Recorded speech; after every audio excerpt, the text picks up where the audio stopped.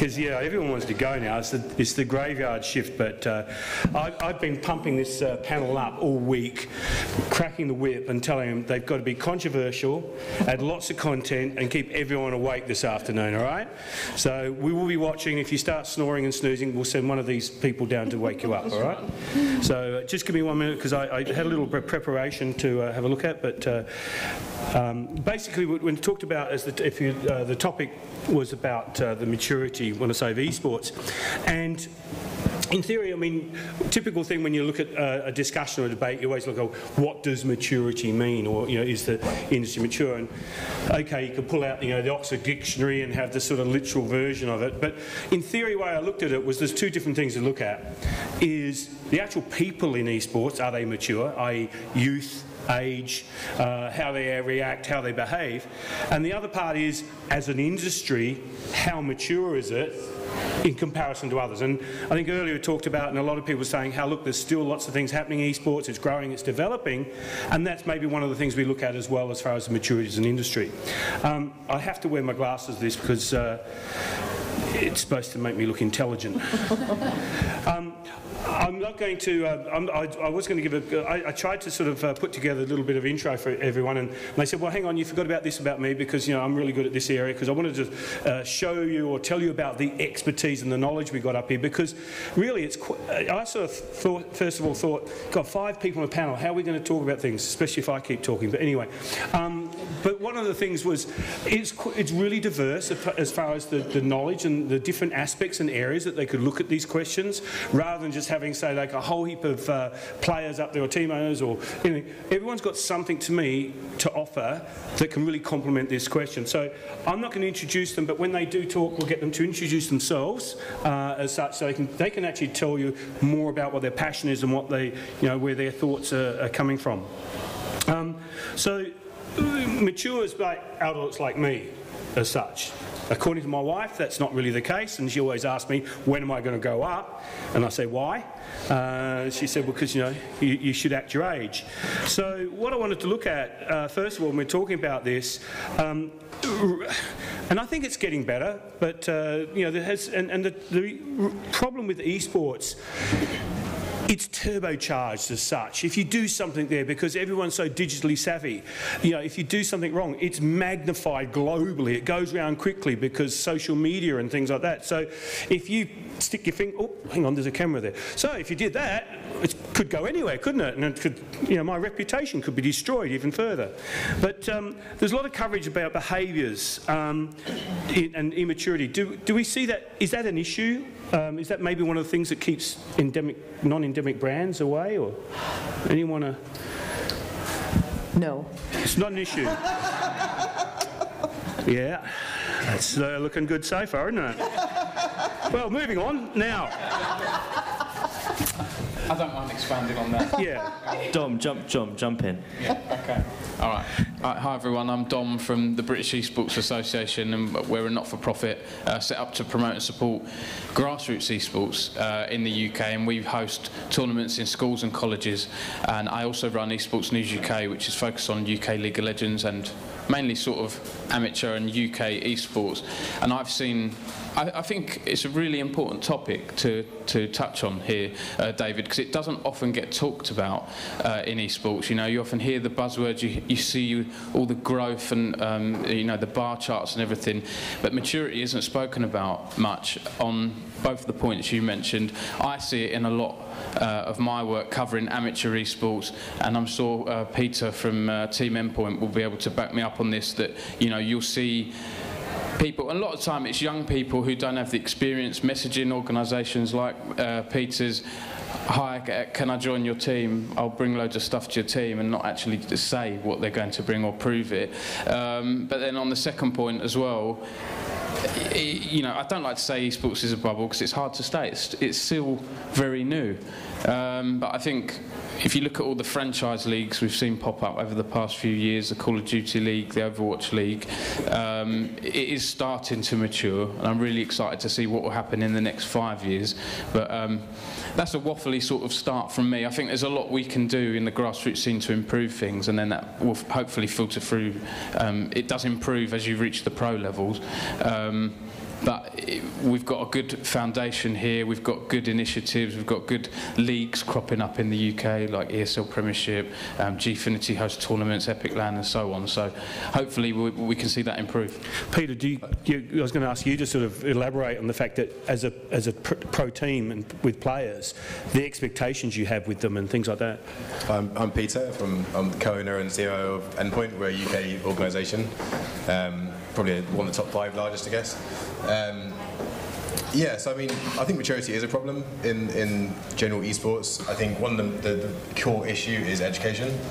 A lot of people, so if you take the traditional sports route, football, when you're 16, 17, 18, if you're in an academy or anything, you're forced into education, you have to do it. There's nothing like that in esports, especially within the UK. We are starting to talk with other organisations such as M&M and Vexed and XL to try and build something where we can work with education bodies, and we are looking to do that more, because I feel like not just communicating, so obviously in this digital world it's not face-to-face anymore such, it's more on your screen. Someone could say something bad to someone in person, but that goes out to one person, whereas in the esports world you might, in the heat of the moment, tweet something, and that can be disastrous for your career. I've got a number of people in my head that, you know, for a Counter-Strike roster, I will never ever pick up, doesn't matter how good they get, because of stuff they've said in the past, which is just detrimental to their career. And then people need educating on that. But less alone that fact, I feel that because careers are so short within esports, I think that people need to have career paths. So, for example, yes, you can be a pro player, but maybe you should be learning graphics design or film studies or you know, social media marketing, anything to do with esports, so that after your career is over, you can progress afterwards. Like football, your career is over at 30 or 32 or whatever. So it's just about, I think, having from a grassroots level up to the top, having a better network in terms of that, and that will help, I think, in terms of maturity and maturing the scene in general. But yeah. This is Mika, so I'm CEO of ENCE Esports, Esports org as well. So we're one of the, so we played 3 games. Counter-Strike, I think last year we were, the best times we were number 2 in the world. On average last year 6th or 7th. We have StarCraft 2 world champion in our roster. First ever non-Korean to win the world the title. And last year we also won the first ever PUBG European League. So we were like top there, right? You know, so we talk with a lot of different sponsors like Samsung, Stellius, you know, like Red Bulls, whatever. But I tend to actually allow what you said, right? I think it's a lot to do with the education, but education also means that like vast majority of the esports organizations, like people who are running the stuff behind the scenes, they have also no education, right? They very, you know, there's a lot of cases where they're ex-players who you went through from, you know, you end your career, then you're gonna run the team, you're gonna do this, and they know everything about esports, right? But they don't have the education, they don't have the experience, you know, and that's actually kind of a, you know, that doesn't help, right? So, and you know how I approach this, because I've been actually always building games companies and tech companies, right? So I've been building startups, and then coming into, I'm kind of rare CEO in the scene of like, I never played competitively myself, and you know, kind of a little bit different approach, and when trying to implement some of the things that I've seen, you know, with startups that work, it's a long walk, right? It's not like, okay, let's start doing this. It's not fingers. It's like a lot of education, a lot of evangelizing, if you will. It's a long walk, but you know, we're getting it. I think it's clear that the direction is going. It's the right way. So Nancy, now you want to say something? All right. Okay. Well, I was just saying somebody put up their middle finger. Career. No, anyway. So we're looking at it at a little bit different. So I'm Nancy Basi from the Vancouver Economic Commission. My file is media and entertainment. So I'm able to look at everything screen-based and the technology that supports it, and look at the connecting points to see what's happening. So in Vancouver, we do have a 40-year history of film, visual effects, animation, games, and we're seeing that all these things are needed for the next wave, which we see as esports. Of course, I'm looking at it more as an economic driver. If robots are going to be taking over all our jobs, what are the jobs of the future? And we see esports and that ecosystem as that. And so, you know, we do get government support. A lot of countries don't, but we have government support. So we've been given money to do research and strategy development to start developing an ecosystem, and education's a huge part of that. Infrastructure, community, government policies, and so we're kind of trying to figure out what this could look like. We hosted Dota 2 the International August 2018, and it was great, but that's just one kind of piece of the puzzle. We see getting kids, like every sport, in elementary school, in high school, college leagues, and trying to figure out what that could look like, where the money could be, where the new jobs could be, in order to make it something sustainable, because basically it's just another screen, and what all that takes to support that. So we see this as a big thing. Yes, it's immature right now, but the possibility of it being an economic driver for our city is something really important we're focusing on. Yeah, I mean, one of the things I was sort of thinking as well was the fact that it's a digital product, so to speak, and if you look at generally just in social media, the issues there with anonymity, where people seem to get away with things, and I think they tend to maybe flow into that area as well, because I'm not playing by my real name, I've got some sort of gamer name as such and can say certain things.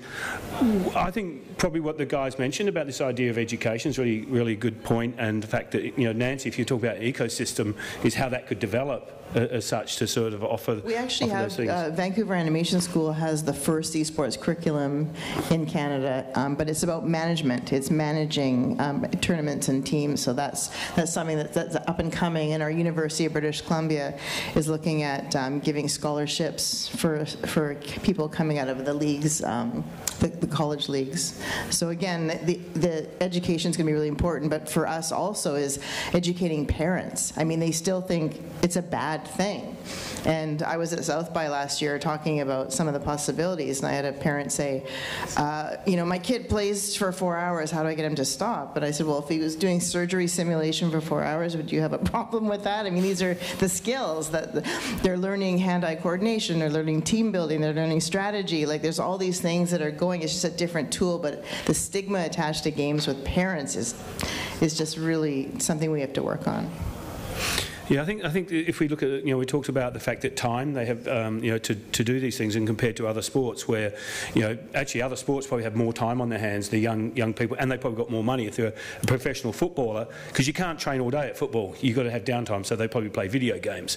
Whilst with esports, there's a lot of screen time spent there in training as such. So I think they do need to have that extra outlet. One of the things that maybe is a balance of not their work life, but if we look at the gender balance with esports, is the fact that I think some of the slides up there earlier were showing that the audience is probably only some of the higher cases they had some good numbers that were 30% female, but generally 15-20% female.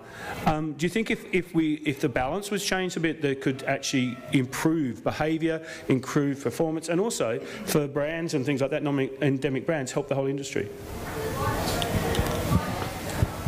Do I want to take this one? I don't know. This feels like a...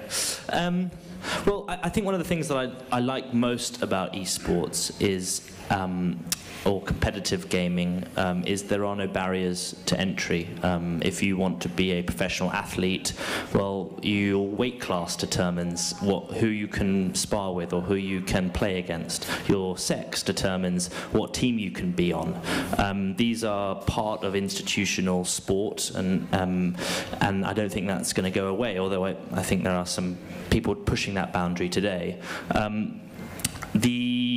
So I think that's good, and I would take it even further that one's sex or gender shouldn't determine whether you can play on a team or not, or play in a competition, and that's good about esports, but also disability as well. There's a huge spectrum today of different abilities across all of us, and there is no para esports competition.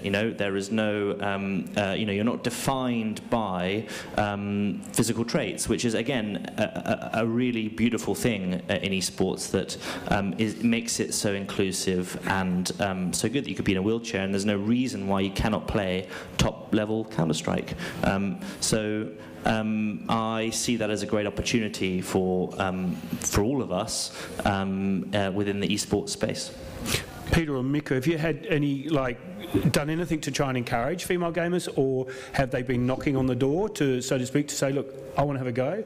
Yeah, we get a lot of those requests. I think where we are, we get, on a weekly basis, we get players reaching out from all over the place, all over the world. And I think, if we get one request every day for from a team, we get probably one request from a female team per week.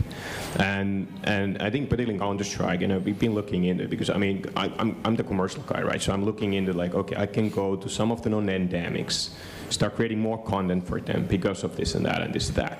But what doesn't support the idea yet is that we're one of the rare animals out there in this level that we bootstrap. We never raised money. We are profitable, right? Very little. We put everything back to the growth, but we don't have zillions of dollars in cash, right? So the ecosystem doesn't necessarily support it yet, right? So where I'm with Counter-Strike, I need, and with other games, if we expand to something, I need to be able to build global success pretty quickly, right? So the ecosystem doesn't necessarily yet support me with that idea, but eventually I 100% want to go there. I 100% want to go there. We did some experiments with streamers, like female streamers, traveling with our team, the DreamHack in Sweden. The most popular content we ever did. A popular female streamer who's actually focusing on doing a lot of stuff with cars and motorcycles. Great channel, right? And really good content. And she plays a lot of Counter-Strike. So then she was more entertaining, trying more entertaining content out of the tournament. When the guys did meet and greet stuff with some of our sponsors, had it in there. And it's really people super happy about it because they saw something it's more diverse, right? The questions she would ask are completely different questions that typically are asked. So definitely we need to go there, and we are more than happy to support that. But at the same time, there's the financial side of things, right? That you need to make sure that you can kind of support that all the way. Yeah, just from my side of things, I think. So we do have a female team at the moment. We have a Rainbow Six female team who are third in Europe. I would say for us, as Mika said, that it's hard financially. So for a game like that, which is smaller, and actually especially in the female scene, it's much smaller, it's actually quite a cheap game to be in. But at the same time, it allows us to promote female esports at the same time. The issue, I think, in Counter-Strike, especially for us as well as our main flagship game, UK talent isn't there on the top stage. So as a tier 2-3 organisation, when we're looking at getting brands involved to get sponsorships to actually get some money back, we look at UK talent because we look at UK budgets, for example, from a sponsor. So there isn't UK talent there for Counter-Strike, and we are on the lookout for it. If it's there, we'll take it, kind of thing. We'll pick it up. In terms of females in the industry actually working, I think it's very good. We have 3 out of 6 of our employees are female, and I think that actually, in terms of working and in that side of the industry, it's perfect. It's just a case of, well, not perfect, but it's just a case of the pro scene is massively lacking, and the support from tournament organisers, I think, actually is a big one in getting female events on the main stage. There are some like DreamHack. There was a 100k event fairly recently, but that's one in a couple of years. Copenhagen Games, for example, was a $10,000 event, but there's no support in terms of getting the team there. So actually, first place prize is like $5,000, and it costs us that much to get the team there. All that money goes to the players as well, pretty much, unlike traditional sports. So that is the big issue in terms of professional side of things with female esports.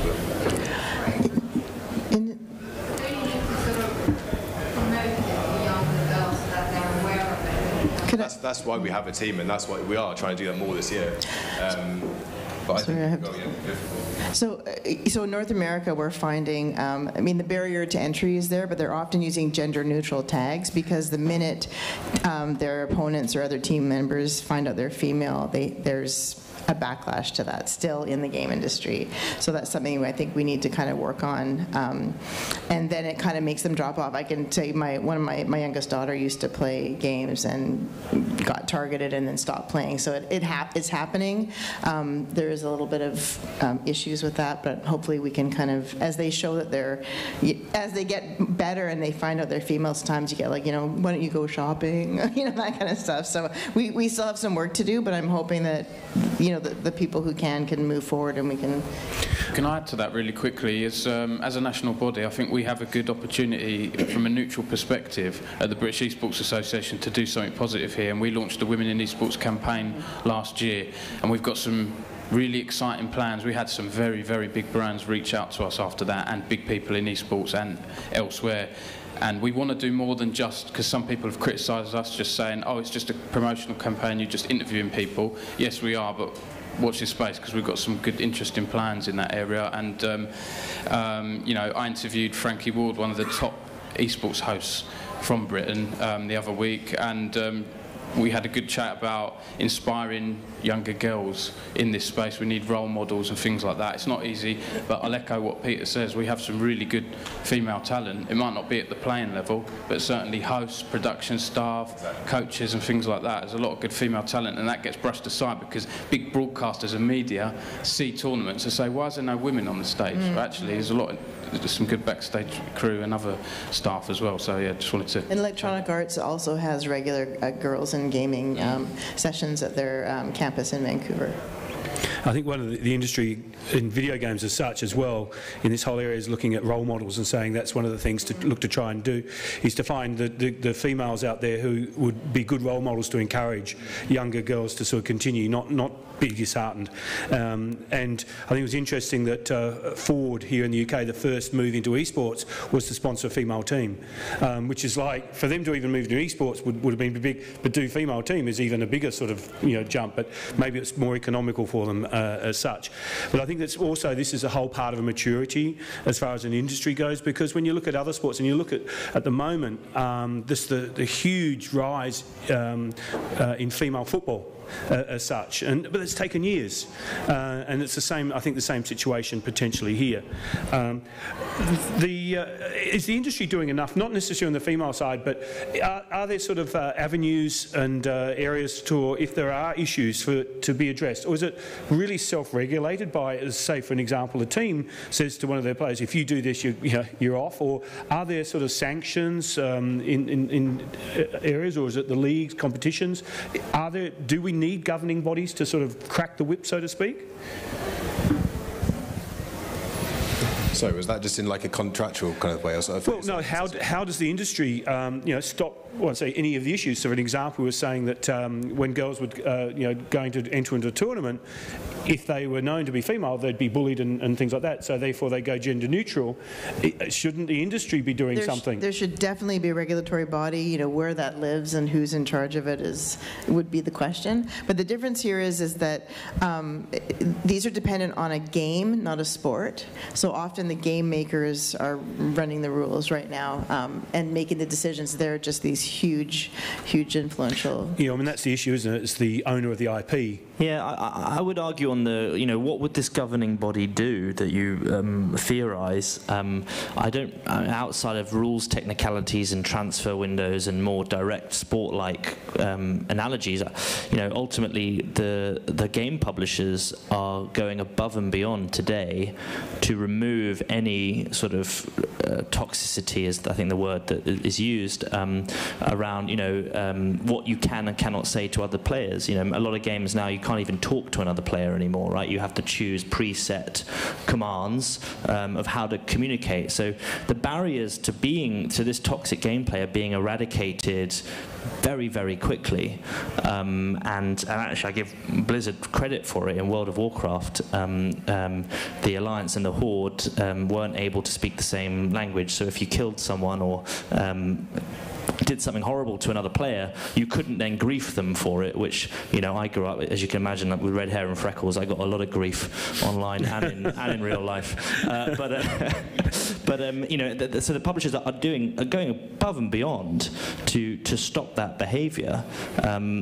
So I don't understand what a regulatory body would do. I don't think it's just about behavior. It's about how the publishers are treating them contract-wise. Like there's a whole bunch of other things, legalities and their brand and things like that. Like there should be regulations somewhere foundational for how even they're treated. Not just about their own behavior, right?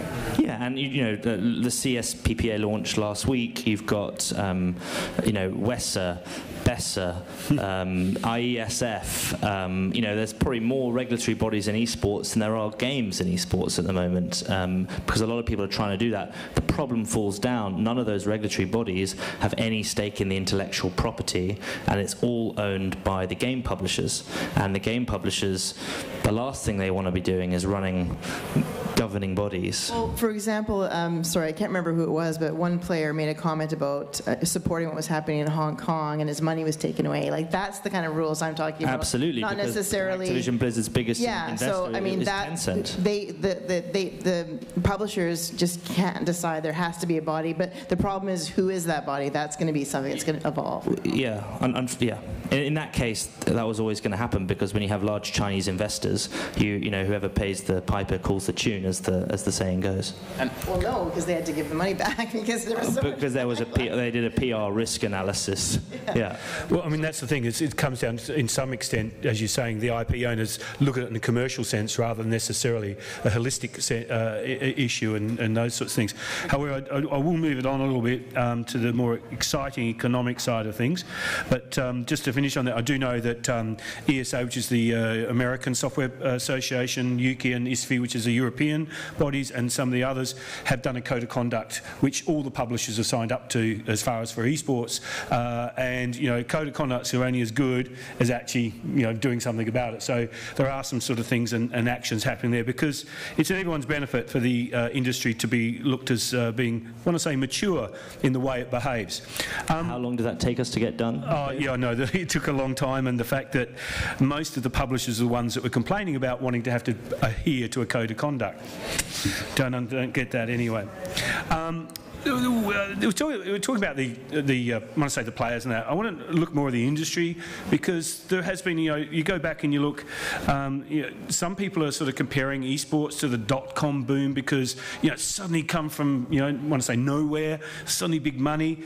Where do you think the industry is as such, as far as maturity goes? And is it, if you looked at a path, is it sort of halfway to maturity? Is it only at the beginning?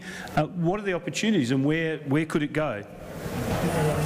I think that's a really good question, and it's difficult to answer. We've seen a lot of investment come out of North America and other territories over the past 5 years or so. Big sports investors getting involved, big sports clubs getting involved with esports, buying teams, buying brands and so on.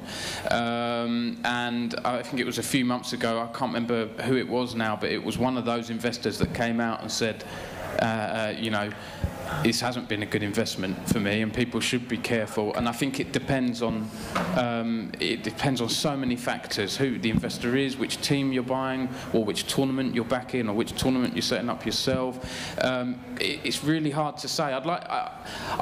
From my personal view, following esports very closely the past 5 or 6 years or so, I think we're coming out of that gold rush and beginning sort of phase now, and we're starting to mature, maybe entering that, I don't know, I like to say over the next 10 or 20 years or so, we're really going to start to mature, but it's still finding its feet at the moment. I think it was Mark Cuban, who had some investments there, and he said, God, I wouldn't put my money there.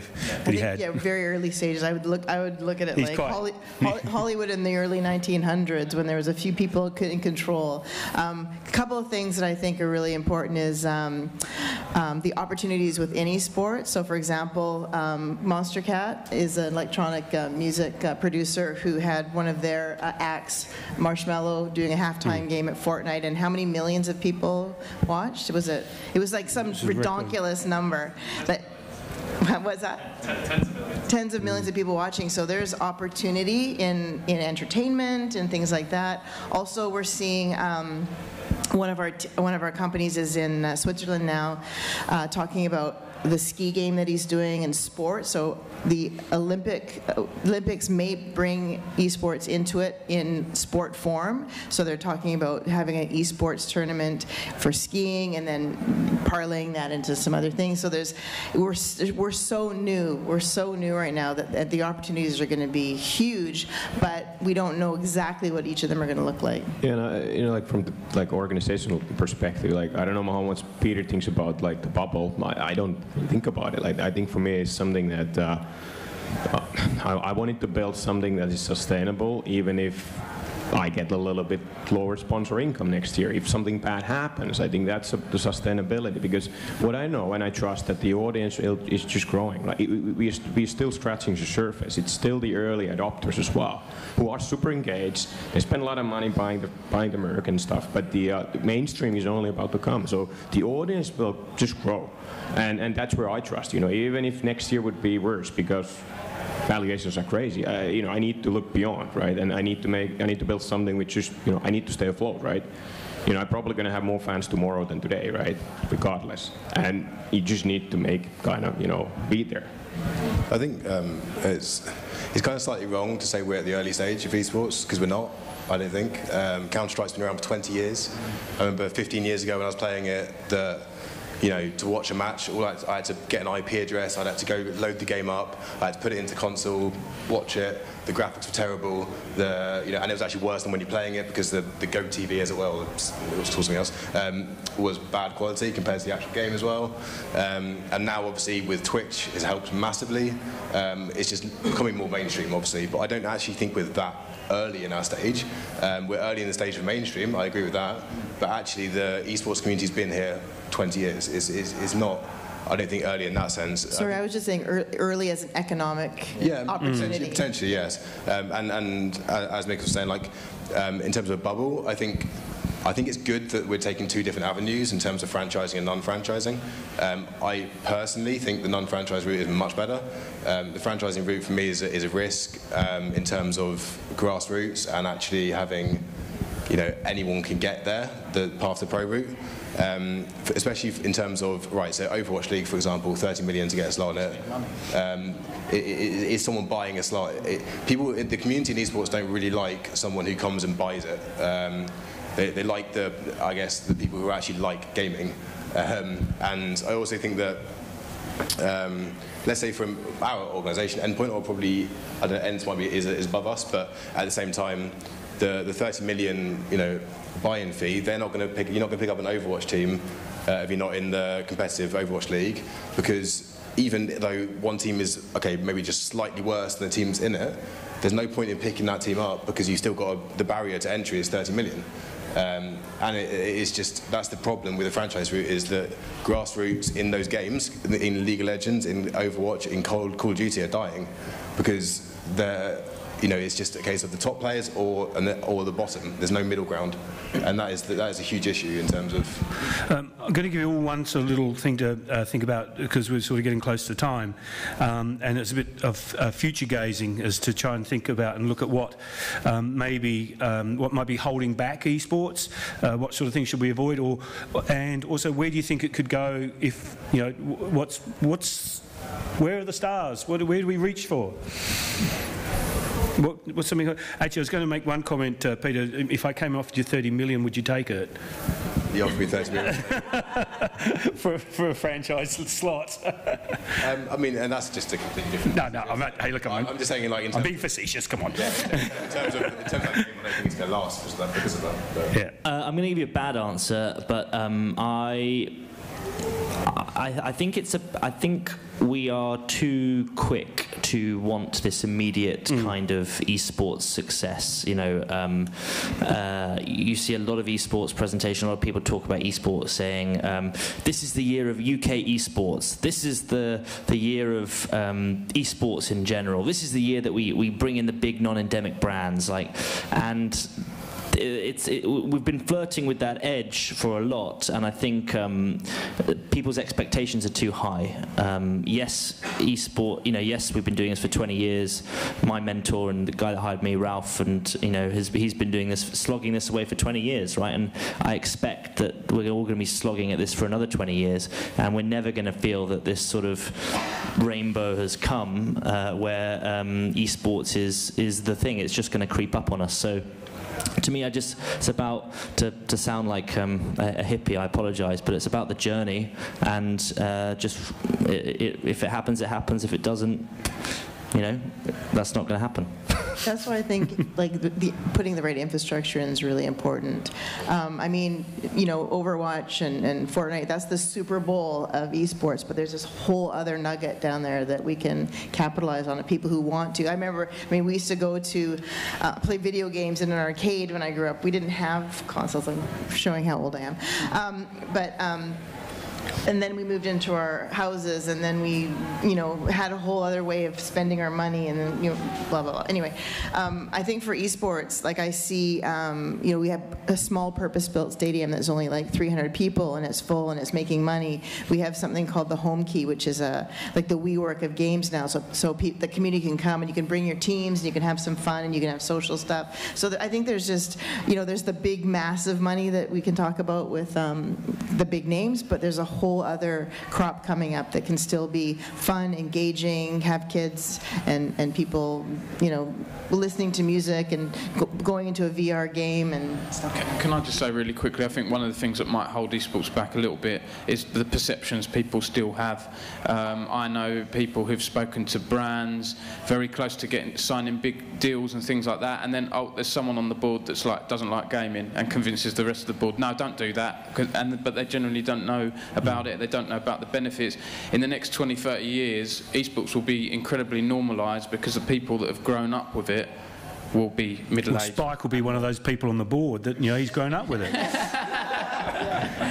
So, I'm seeing that change as well. Those perceptions change slowly. And that's a good comment, because, this was 2019, first year in Finland. I forgot to mention I'm from Finland. My team is in Finland. So 2019 was the first year when 18 to 26-year-old male in Finland follows more esports than any other sports. So that was the first year. Before it was third or fourth, for the last 2 years, slowly coming up. But now you see those guys, and in five years forward, these guys will be the decision makers, in the brands and different companies, etc., etc., etc. And this also meant we added first P2P companies as sponsor last year. It's so easy to do stuff with consumer brands, whether that's endemic or non-endemic. B2B company, the angle for these guys was that they want to start now profiling them as it's a digital agency, big one. So they want to start profiling them as an employee, employer, as gamer friendly, having their customers already ex-gamers doing decisions for investing millions of building digital services, and that there's these signals, right? But probably it's going to take more time than everybody expects, right? Yeah. Well, we've run out of time there, so I'd appreciate if there was no snoring from the audience, so that was pretty good. And our panel, I think, I was actually waiting for a bit of fisticuffs for a while there, but they did calm down, so that was pretty good. Those Canadians, they're pretty feisty, aren't they? But I'd like to thank Mika, Spike, Peter, Dom and Nancy for giving some insight from different areas. I think it's really interesting that some of the things the guys talked about as far as looking for education, and not just with the players, and then with Nancy with Vancouver, and it's really interesting at this conference the number of Canadian government agencies here looking, so they must obviously think there's something in video games and esports that's worth investing in. I haven't seen too many of our government people here learning about it anyway, but they only want to cut ribbons when it's sort of actually happened. So no, thank you very much for the panel.